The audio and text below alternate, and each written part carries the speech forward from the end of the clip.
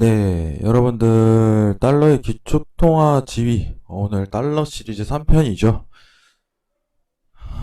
지금 사실 이제 달러에 대한 발행량 자체가 굉장히 많아지고 있는 상황에서 이제 이 부분을 좀 국체적으로 수요도를 녹이는 장면 자체가 굉장히 많이 발생하고 있다는 것을 이해하실 거예요. 양적 완화를 통해서 채권 매입을 계속적으로 진행하고 돈을 풀어야 되니까 달러를 찍어낼 수 있는 상황이 우려가 되기 때문에 야 이거 너무 많이 찍는 거 아니야? 하는 내용에서 이슈 자체가 발생하는 게 있어요. 야 달러가 기축통화가 바뀌는 거 아니야? 이러다가 근데 이제 어떻게 보면은 이 방송 유튜브 보시는 분들이 어떻게 보면 태어나시기 대부분 이전에 달러가 기축통화가 있기 때문에 이 역사를 맛본 적이 없는 거죠. 정확하게. 기축통화라는 것 자체가 일전에 파운드 금값이었고 이제 또 변경이 되는 건데 야 이것도 바뀌는 거 아니야? 이 상황이 있을 수 있다는 게 어떤 예견 자체만 제한될 뿐이에요. 상황이. 그럼 지금 시장 상황에서 달러 인덱스의 기축통화가 바뀔 수 있을까라는 의문 자체를 제기가 나올 수도 있는데 그거에 대한 가능성을 일단 설명을 드리도록 하겠습니다. 자, 일단 기축통화라는 거 자체는 이제 세계의 이제 어떻게 보면 기준이 되는 거죠. 여러분들 기준이 되는. 간단하게 설명을 드리면은 달러라는 게 이제 세계 기준에 대한 상대성 이제 통화로 많이 평가가 되죠. 우리가 여러분들 이제 해외 선물을 거래하실 때 다수의 통화를 거래하지만 달러 자체를 거래하기는 힘들죠. 기초통화이기 때문에 상대적인 평가하는 기준 자체를 보는 거예요. 만약에 기초통화가 변경이 된다면은 달러를 거래할 수도 있겠죠. 여러분들. 근데 모든 세계 통화 자체가 그 기축이 되는 어떤 본질적인 부분에 대해서 기준을 잡아놓고 다시 통화성이 되다 보니까 이제 선물 거래 통화 관련해서도 굉장히 힘들 수도 있겠죠. 자, 내용 한번 보도록 하겠습니다. 달러의 기초 통화 지위가 바뀔까? 뭐 결론부터 얘기 드리도록 하겠습니다. 단기에 훼손되지 않아.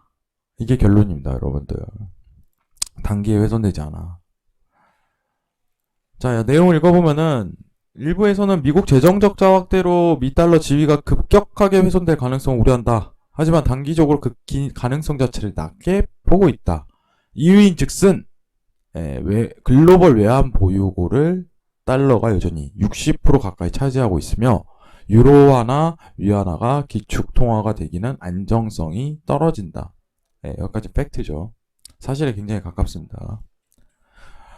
또한 미국 국채 발행에 따른 재정 적자 확대 역시 국채 수요가 자국민을 주도할 경우 부정적 영향을 제한된다. 자, 일본에 대한 예시가 나오는데 일본이 정부 부채가 높음에도 불구하고 엔화의 통화 가치가 유지되고 있는 건 일본 국채의 내국인 비중이 높다는 점에서 기인한다. 여러분들이 이런 게 많이 나와요. 이제 통화에 대한 본질 자체를 따져야 되는데 여기서 좀 그냥 하나 번외로 얘기를 하자면은 엔화가 안전자산 성향을 띈다 이런 내용을 많이 들었을 거예요. 골드와 이제 미국 10년물 국채, 엔화 이렇게 좀 포괄적으로 얘기를 하는데 이유가 여기서 나오는 거죠. 일본에 있는 부채 자체가 이제 내국인 비중이 높기 때문이에요. 그러면은 이제 외인들에 의해서 어떻게 보면은 시장이 흔들리는 상황이 없다. 안정성 자체가 기여된다. 이렇게 평가받기 때문에 일본 엔화가 안전자산으로 불리고 있습니다. 근데 이런 건 항상 변할 수 있는 거예요, 여러분들. 어떻게 시장이 바뀔지 모르니까. 즉 채무불이행 우려가 낮다는 점에서 미국 역시 크게 다르지 않다고 생각을 한다. 팩트적인 부분입니다. 달러가 기축통화가 단기적으로 훼손되지 않는 이유는 정확히 외환보유고 그리고 세무 불이행에 대한 우려가 낮다는 점 평가되는 거죠. 자, 밑에 그래프 한번 보도록 할게요.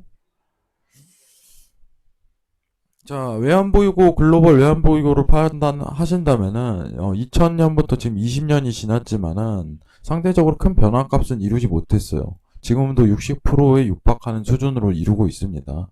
그렇기 때문에 기축 자체가 그렇게 크게 변하지 않는다 이거고, 지금 외국인 제외 민간 투자자에 대한 영역 자체가 어떻게 외인 투자자가 굉장히 많이 늘어나긴 했지만은 다시 한 번 더 이제 내국인들이 늘어나고 있는 시장에 대한 상황이다. 그럼 훼손되지 않을 가능성이 높다 이렇게 평가를 합니다. 자, 다만 지금 달러 인덱스에 대한 약세가 지속되는 상황이에요. 약세가 일봉상입니다. 일봉상. 다만 달러 인덱스에 대한 약세 자체가 흐름이 숨고르기를 보이지 않을 가능성이 높다 이렇게 돼 있고, 대선에 대한 상황 자체로 달러 약세는 다소 주춤해질 가능성이 높다 이렇게 평가를 하고 있습니다. 이거는 카페 들어오시고 여러분들 직접 한번 여러분들이 판단하셨으면 좋겠습니다. 내용을 보시고 과거 있었던 대선에 대한 내용을 근거로 달러 인덱스에 대한 변화 자체가 어떻게 이루어졌는지 설명하는 거니까 한번 참고하시고요. 문제는 사실 이 얘기가 나왔어요, 여러분들. 그 달러 인덱스 자체가 근본위 제도가 부활하는 건 아닌가 하면서, 근본위 제도, 근본위가 뭐예요? 금이 이제 기축이에요. 1대1로 교환하는 수단 자체가 되는 거죠, 여러분들. 1대1로. 근본이제에 대한 복귀 자체가 올 가능성도 없지 않아 있다. 이거를 예견만 하고 있을 뿐이지 지금 당장 일어날 사실은 아닙니다. 근본이제도, 왜냐면은 지금 통화상 대비해갖고 내세울 만한 어떤 통화 자체가 없다. 이게 근거예요. 일전엔 파운드였지만, 그 다음에 미국. 뭐 지금 디지털 화폐 뭐 이런 얘기 나오는데 역사가 없기 때문에 굉장히 현실성 자체가 굉장히 떨어진다고 보고 있습니다, 저는. 그렇기 때문에 오히려 만약 나중에 추후에 달러에 대한 지위 자체가 만약 급변한다면은 근본이제 자체가 가장 가능성이 높겠다고 예상만 할 뿐이에요, 상황이. 다만 이거를 트레이딩에 적용하기엔 너무 초거시적인 환경이죠. 재미로 한번 읽어보시기 바랍니다. 자, 달러 한번 체크하도록 할게요, 여러분들. 일단은 결론만 내자면은 지위 자체가 흔들릴 가능성은 굉장히 적습니다, 단기적으로. 왜냐면 외환 보유고 평가 자체로만 본다면은 크게 우려할 상황은 아니다. 그리고 채무 불이행률이 현저히 낮다. 예, 이런 부분을 좀 볼 수 있을 것 같고. 다만 이제 달러에 대한 하방권 자체가 들어갔는데 오늘 뉴스가 뭐 있었나요? 예. 유로존이 디플레이션이 발생을 했습니다, 여러분들. 유로화가 약세에 좀 들어갈 가능성이 굉장히 높아요, 시장이. 저희가 어제 전일 얘기했던 거, 유로에 대한 재정 정책을 왜 봐야 되냐 하고 설명드렸냐면은, 달러 인덱스는 58%가 유로화라는 점에서 미국과 유로존 간의 성장과 금리 차이에도 민감하게 움직인다, 이렇게 설명드렸습니다. 무슨 뜻이냐? 유로존에 대한 시장 상황이 달러에 영향을 끼칠 가능성은 굉장히 높다는 겁니다. 근데 오늘 이제 디플레이션 자체가 발생을 8월 들어서 했고, 뒤에 공포가 예견되는 상황에서, 금일도 어떻게 보면 달러에 대한 조정 국면을 들어갈 가능성이 굉장히 높습니다. 왜냐, 유로존 자체가 상대적으로, 디플레이션에 빠졌기 때문에 약세 자체가 일어날 가능성이 굉장히 높다고 좀 보고 있어요.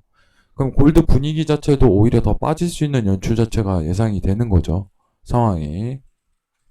자, 일봉상 관점에서 다시 재매수에 대한 반등 자체를 격을 잡냐 아니냐만 판단한다면은 지금은 조정을 좀 더 추가적으로 보는 시장 상황이 맞을 것 같아요, 여러분들. 조정적인 측면 자체를 좀 더 고려하는 게 맞기 때문에 골드 단가가 최하로 빠진다면 1850선까지도 접근 가능성은 있습니다. 1850에서 1900선 사이까지 지지에 대한 단가 자체를 측정을 해야 될 것 같아요.